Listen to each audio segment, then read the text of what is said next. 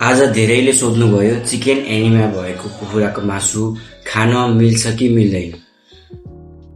सत्य कुरा लुकाएर होइन, सत्य कुरा बताएर व्यापार गर्छु म। नमस्ते सबैलाई, मेरो नाम कमल कुमार, म भेटनेरी स्टुडेन्ट पनि हो। डर लाग्नु स्वाभाविक हो, किनकि तपाईको परिवारको स्वास्थ्यसँग जोडिएको कुरा हो। तर म भेटनेरी स्टुडेन्ट भएको कारणले भेटनेरी स्टुडेन्ट पनि हुँ र दैनिक मासु काट्ने मान्छे पनि। चिकन एनिमिया भनेको कुखुराको रगतमा देखिने समस्या हो, यो मान्छेमा सर्ने समस्या होइन।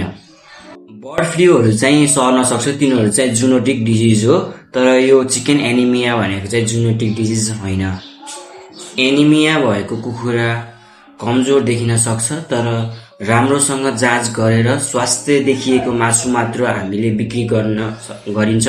हामी यहाँ बिरामी कुखुरा छुट्याउँछौँ, सफा ठाउँमा काट्छौँ र राम्रोसँग मासु पकाएर खाने सुझाव दिन्छौँ। म पनि यही गाउँको मान्छे, मेरो परिवारले पनि यही मासु खान्छ। यदि असुरक्षित हुन्थ्यो भने मैले पनि बेच्ने थिएन।